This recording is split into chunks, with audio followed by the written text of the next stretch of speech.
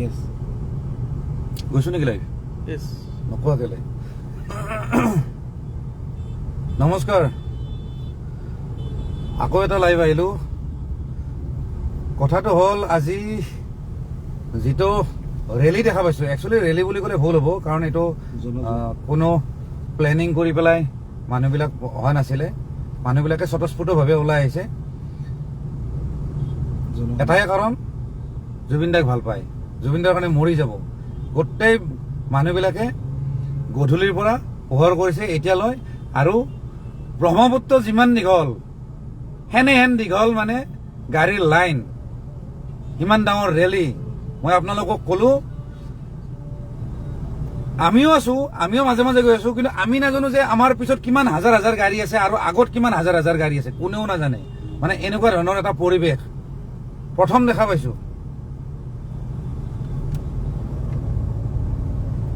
লগতে আৰু দুটামান কথা কওঁ। মই ঠিকে আছে নে ভাই, গৈ আছো নে? লগতে আৰু দুটামান কথা কওঁ। কেইটামান প্ৰশ্ন আহি আছে মনত। প্ৰথম কথাটো হ'ল, জুবিন দাক আমি আগতেও কৈ আছো, মই আগৰ লাইভটোতো কৈছিলো যে জুবিন দাক পানীত পৰি কিবা এটা এক্সিডেণ্ট হয় বুলি আমি শুনা পাইছিলো। কিমান দূৰ সঁচা নাজানো, কিন্তু এটা বিশেষ সূত্ৰৰ পৰা গম পালো যে কথাটো সঁচা। পষ্টমৰ্টম যিটো ৰিপৰ্ট আছিলে তাতে কোনো চিভিয়াৰ এটেক হোৱা বুলি কোনো তেনেকুৱা তথ্য নাই বা তেনেকুৱা ৰিপৰ্ট নাই। তাৰ মানে আমি যিবিলাক আমি এতিয়া দৃশ্য দেখি আছো, আমি যিখন ছবি দেখি আছো, এখন আচল ছবি নহয়। এখন ওপৰত ব্ৰাছ মাৰি দিছে, ওপৰত ঘঁহি দিছে, বেলেগ বেলেগ ৰং সানি দিছে।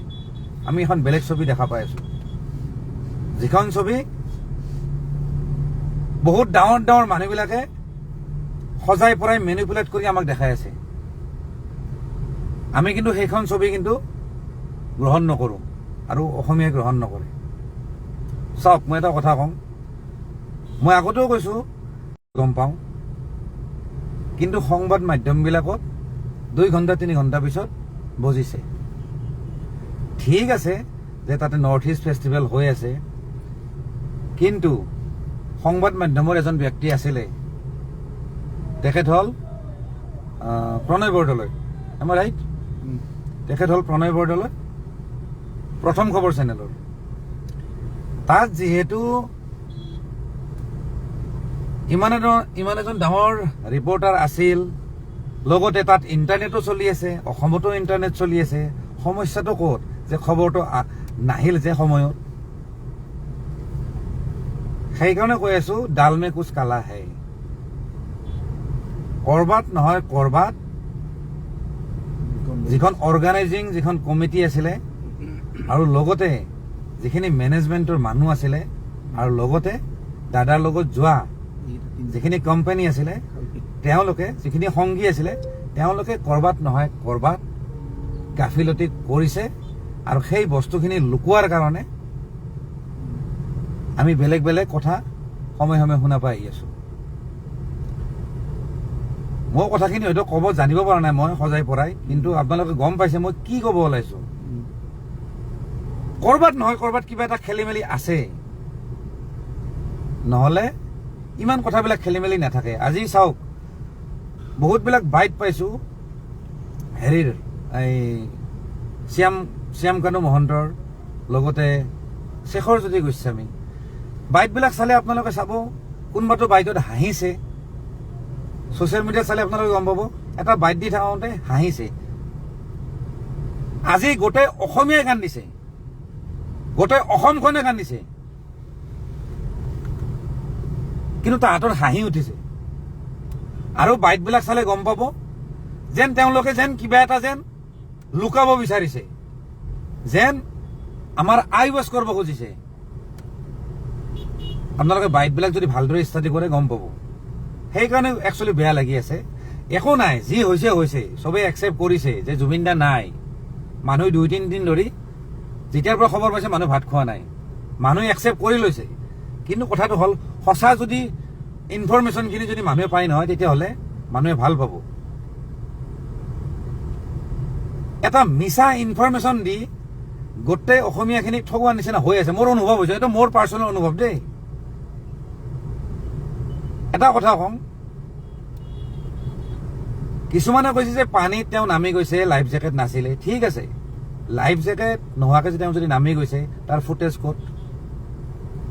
আজিকালিতো মানুহৰ হাতে হাতে মোবাইল। লগতে তেওঁলোকে কৈছিলে যে অসমীয়া সমাজ যিখন আছিলে তাৰ ছিংগাপুৰত, তেওঁলোকৰ লগত গৈছে।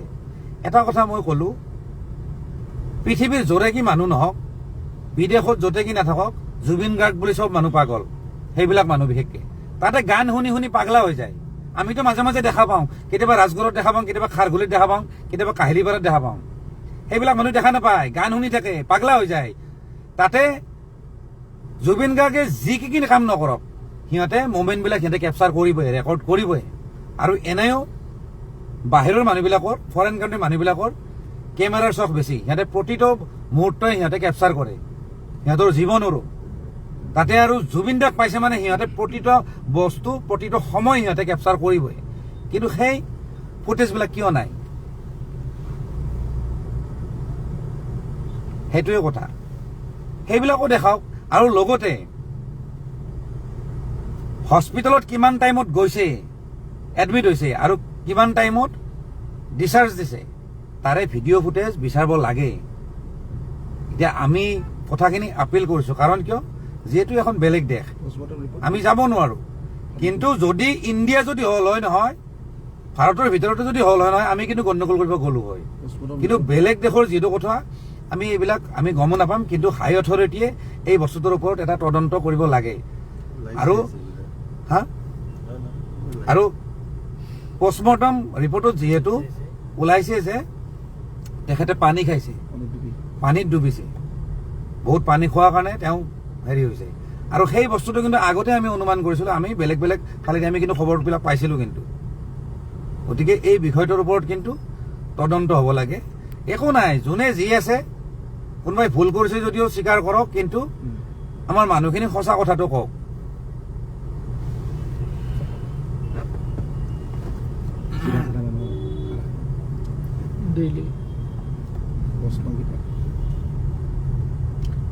আৰু লগতে দুটামান কথা কওঁ। মই অলৰেডি এটা পোষ্ট লিখিছিলোঁ। কেইটামান মানুহ, যেনে শেখৰজ্যোতি গোস্বামী, সিদ্ধাৰ্থ শৰ্মা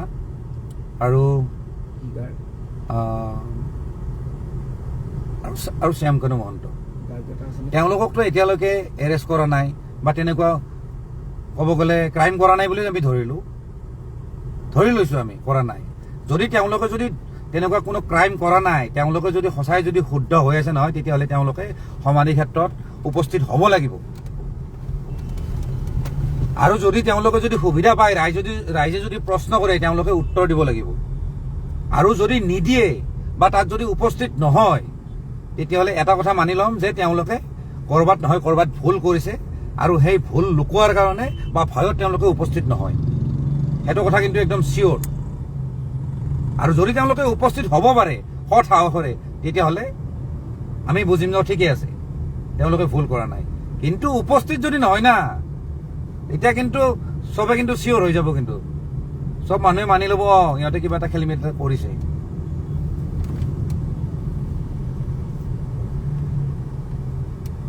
মই যোৱাকালিৰ পৰা তাত আছিলোঁ, এয়াৰপৰ্টৰ তাত।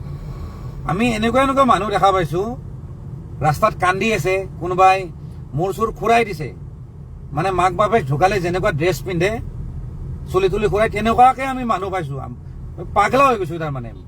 মানে কেনেকুৱা এটা মানে ক'ব গ'লে ইনচিডেণ্ট, আৰু কেনেকুৱা এটা দৃশ্য আমি দেখা পাইছোঁ, মানে আচৰিত। গতিকে অসমীয়া মানুহৰ এতিয়া অৱস্থা হৈছে, যিমানখিনি দুখ পাইছে, যিমানখিনি আঘাত পাইছে, সেই আঘাতখিনিৰ কিন্তু উত্তৰ তেওঁলোকে দিব লাগিব, যিখিনি মানুহে তেওঁলোকত আছিলে। নে কি কোৱা ভাই? ঠিক বঢ়িয়া। বাকী আৰু কি ক'ম, আৰু খবৰ ভাষা নাই। আৰু লগতে এটা কথা কওঁ দেই, হেৰিও বাইট দিছে, আমাৰ মাননীয় মুখ্যমন্ত্ৰীও বাইট দিছে, আৰু বহুতে সংবাদ মাধ্যমত কৈ আছে যে জুবিন দাক কাহিলীপাৰাত নিব, তাৰপিছত সৰু সজাইত নিব। ঠিক আছে, ঘৰততো নিবই লাগিব, অভিয়াছলি নিব লাগিব, যিহেতু গোটেই আত্মীয়খিনি গোটেই আছে। কিন্তু এটা কথা, জুবিন দাৰ কিন্তু ঘৰটোতকৈ কিন্তু তেওঁৰ ষ্টুডিঅ' সেইটো কিন্তু মেইন। কিন্তু জুবিন দাই ষ্টুডিঅ'ক মন্দিৰ বুলি ভাবে, তেওঁ সেইটো সাধনা ক্ষেত্ৰ, সেইটো কিন্তু মেইন দেই। তাত কিন্তু যাব লাগিব, কিন্তু নিব লাগিব কিন্তু তেওঁ। মানে আমি যিটো ফিল কৰিছোঁ, কাৰণ আমি তেওঁৰ লগত সময় দিছোঁ, আমি বুজি পাওঁ। পাৰিলে খাৰঘুলিতো নিব লাগে, আগৰ ষ্টুডিঅ' তাত আছিল, আৰু জোনালী যিটো কাৰেণ্ট ষ্টুডিঅ' যিটো তাতো নিব লাগে। আৰু এটা কথা দেই, খাৰঘুলিত নিয়াৰটোতো এটা বিৰাট ডাঙৰ কাৰণ আছে। কাৰণটো হ'ল জুবিন দাৰ সেইটো ড্ৰিম হাউচ আছিলে, সেইটো বনাই আছিলে। কিন্তু জুবিন দাৰ লাক বেয়া, জুবিন দাই সেই ঘৰটো দেখা নাপাব বা নাপালে। কিন্তু তাত কিন্তু এবাৰ হ'লেও নিয়াটো দৰকাৰ, অলপ সময়ৰ কাৰণে হওক, লাগিলে 5 মিনিটৰ কাৰণে হওক, সেইটো একদম দৰকাৰ। গতিকে ইমানখিনি আৰু, বাকী আৰু পিছত আকৌ কিবা কিবি কথা পাতিব আহি আছো। ধন্যবাদ।